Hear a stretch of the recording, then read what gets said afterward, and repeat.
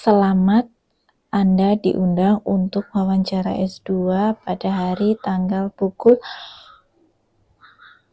Hai kawan semua, gimana perasaan kawan semua ketika mendapat panggilan untuk wawancara S2? Deg-degan? Bingung? Campur aduk? Saya akan bahas tentang pengalaman saya mendapatkan kesempatan untuk mengikuti wawancara S2 UGM 2023. Selang 1 hari dari saya mendapatkan panggilan untuk wawancara S2 UGM 2023, jadi masih ada kesempatan untuk saya mempersiapkan apa saja yang perlu saya butuhkan agar wawancara S2 UGM 2023 yang akan saya tempuh ini berhasil. Dalam video ini saya akan bagikan semua kisah saya terkait dengan keberhasilan saya wawancara S2 UGM 2023 dan juga tentang bagaimana cara daftar ulang UGM 2023. Saya akan bercerita terlebih dahulu tentang kronologi saya mengikuti wawancara S2, kemudian saya akan bercerita tentang apa saja yang ditanyakan pada saat wawancara S2. Sore itu saya mendapatkan pesan WA dari petugas PMB UGM yang intinya saya berkesempatan untuk mengikuti wawancara S2. Ada hari, tanggal, pukul, dan di ruang berapa dalam ruang Zoom. Nah, masih ada selang waktu 1 hari untuk saya mempersiapkan, menyusun kata-kata apa nantinya yang akan saya ucapkan ketika ditanya terkait dengan diri saya, kemudian motivasi saya, kemudian saya kuasai proposal tesis yang sudah saya siapkan sebelumnya. Tidak lupa saya juga membaca skripsi saya untuk mengingatkan saya tentang skripsi saya itu seperti apa. Kemudian nantinya ketika saya ditanya tentang hubungan skripsi saya dengan tesis itu saya bisa menjawab dengan lancar kayak gitu. Nah, kemudian selain itu karena waktunya juga hanya 7 menit, jadi saya berusaha untuk menyusun kata-kata yang benar-benar jelas, ringkas, dan memuat semua yang ditanyakan. Saya nggak tahu yang ditanyakan apa, yang jelas yang paling utama itu saya siapkan tentang diri saya itu. Bagaimana, siapa saya, kayak gitu. Kemudian tentang tesis, proposal tesis saya, itu sih yang benar-benar saya pegang teguh, saya kuasai, agar ya sekiranya semoga apa yang saya pelajari ini memang nantinya ditanyakan dan memudahkan saya untuk ke step selanjutnya. Dalam pesan yang dikirimkan ke saya terkait dengan jadwal wawancara S2, di situ juga dimuat tentang siapa yang akan mewawancarai saya, kemudian jangka waktunya berapa. Selain itu, di situ juga termuat jelas aturan-aturan yang harus kita taati terkait dengan apa yang harus kita lakukan sebelum mengikuti wawancara itu. Untuk pakaian juga dimuat dalam surat panggilan wawancara S2. Nah, pakaian ini bebas, yang penting sopan, smart casual semacam itu. Tadi saya sempat mengatakan bahwa pesannya lewat pesan WA. Jadi pesan wawancara S2 UGM yang saya terima itu ternyata juga melalui email. Tapi yang pertama saya tahu adalah lewat WA karena saya tidak cek email dulu. Jadi saya lewat WA saya baca ada panggilan untuk wawancara S2. Saya cek juga di email setelahnya, ternyata memang ada juga di email. Jadi infonya melalui email dan juga melalui WA. Saya pribadi itu sangat terkesan dengan sistem informasi Universitas Gadjah Mada karena sistem informasinya itu benar-benar komplit gitu ya.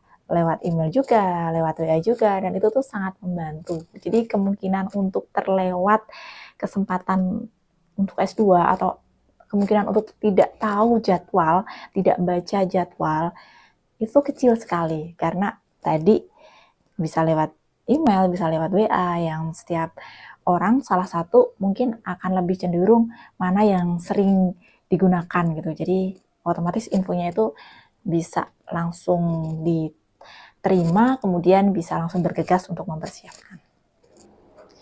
Saya tadi juga belum menyampaikan bahwa di pemberitahuan panggilan wawancara S2 juga dimuat tentang daftar nama siapa saja yang berada di ruang yang sudah disiapkan. Jadi wawancara S2 UGM 2023 itu terbagi menjadi 4 ruang.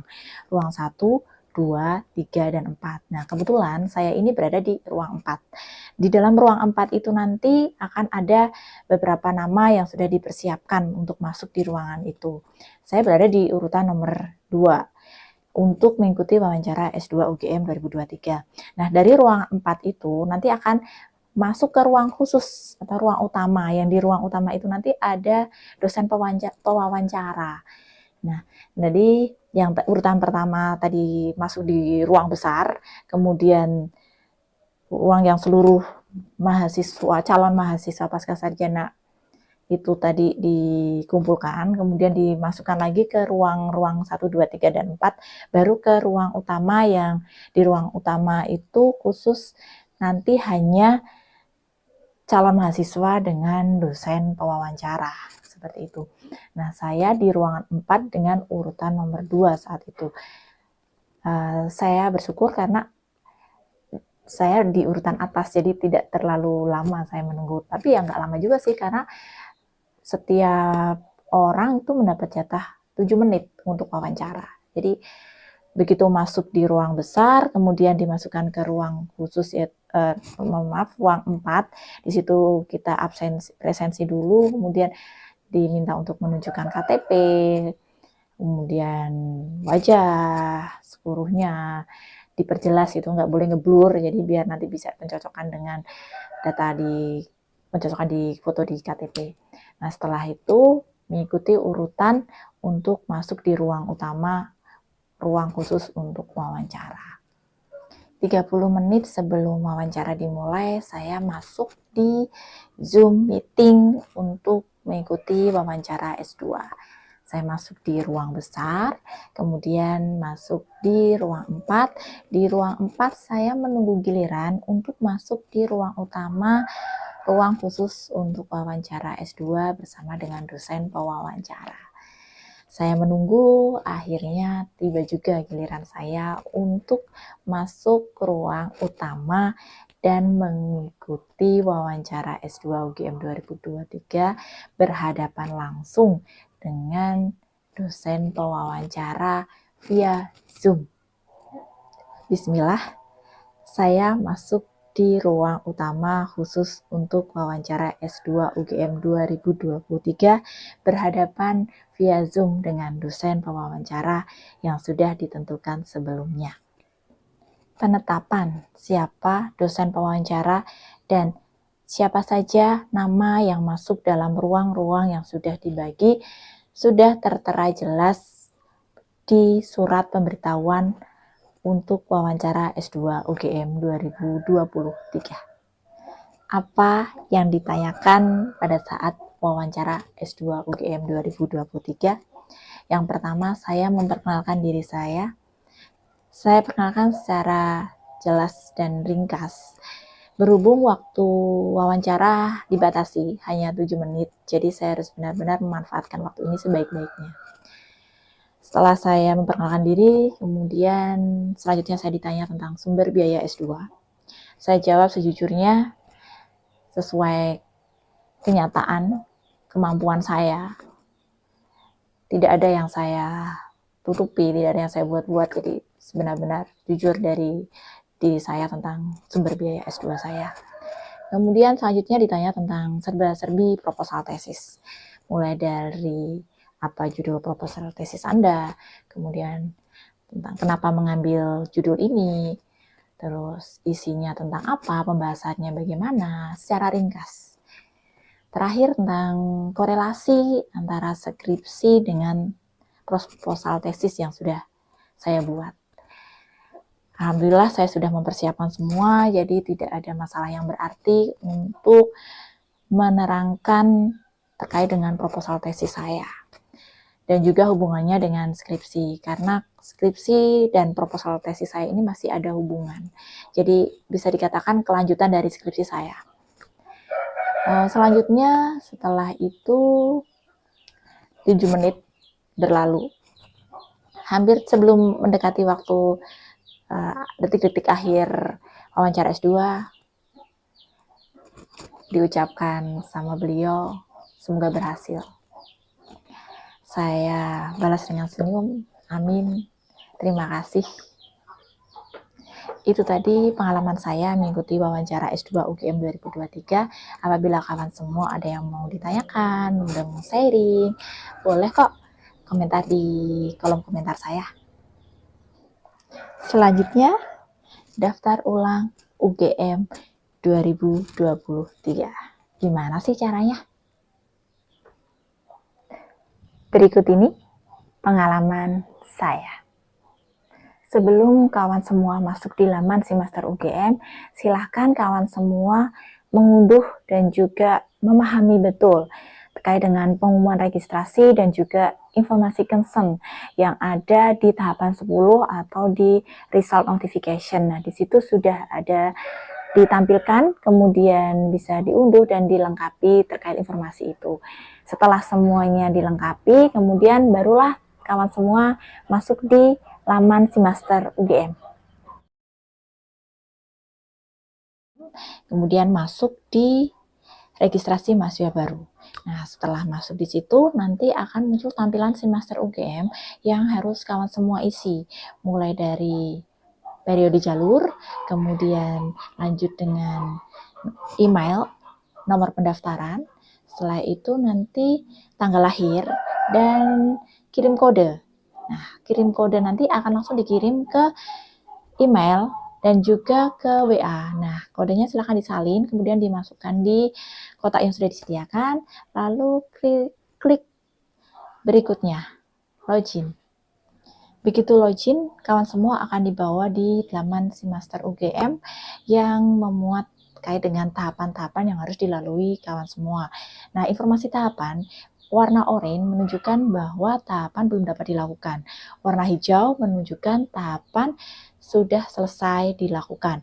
Dan untuk warna merah, tahapan belum dapat dilakukan. Yang warna biru, tahapan informasi. Tahapan yang pertama adalah tahapan biodata. Silahkan kawan semua isi biodata kawan semua berdasarkan ketentuan yang ada. Nah, lanjut ke tahapan yang kedua adalah data pendukung. Nah, pada tahapan data pendukung ini silahkan kawan semua isi sesuai data pendukung yang diminta. Tahapan yang ketiga adalah unggah dokumen. Pada tahapan ini kawan semua diminta untuk mengunggah dokumen yaitu berupa information consent yang sudah kawan semua download dan juga lengkapi. Nah, setelah itu di-scan dan di-upload di tahapan ini. Tahapan yang keempat adalah tahapan perbaikan dokumen. Silakan kawan semua perbaiki hal-hal yang sekiranya perlu dilakukan pembetulan melalui tahapan perbaikan dokumen ini. Tahapan yang kelima adalah tahapan hasil verifikasi, penetapan, dan pembayaran UKT. Setelah kawan semua menyetujui besaran UKT yang ditetapkan menurut jadwal, silahkan klik proses atau lanjutkan. Nah, setelah itu nanti kawan semua akan mendapatkan nomor pembayaran yang bisa langsung divalidasi di bank. Tetapi jika kawan semua belum klik proses atau lanjutkan, nah nomor pembayaran ini belum bisa divalidasi. Jadi ingat ya, klik proses atau lanjutkan setelah menyetujui. Tahapan yang keenam adalah tahapan konfirmasi pembayaran. Setelah kawan semua melakukan pembayaran UKT, silahkan kawan semua melakukan klik sinkronisasi data. Tahapan yang ketujuh adalah tahapan kepemilikan perlindungan kesehatan. Pada tahapan ini, saya mengisi menggunakan kartu BPJS yang saya punya. Saya scan, kemudian saya lengkapi. Tahapan yang kedelapan adalah tahapan pemilihan KTM. Nah, tahapan pemilihan KTM ini bisa kawan semua sesuaikan dengan kebutuhan. Di situ sudah ada pilihan terkait dengan KTM yang hendak kawan semua pilih. Tahapan yang ke-9 adalah tahapan klaim akun UGM. Pada tahapan ini, silakan kawan semua persiapkan akun UGM dan juga password sesuai dengan kriteria yang ditentukan. Tahapan yang ke-10 adalah tahapan cetak bukti registrasi. Silakan kawan semua cetak bukti registrasi sebagai tanda bukti. Demikian tadi video saya, semoga bermanfaat dan terima kasih kawan semua sudah bersedia menonton dan mohon berkenan untuk subscribe. Mari kita berdaya dan bermanfaat untuk sesama. Sampai jumpa.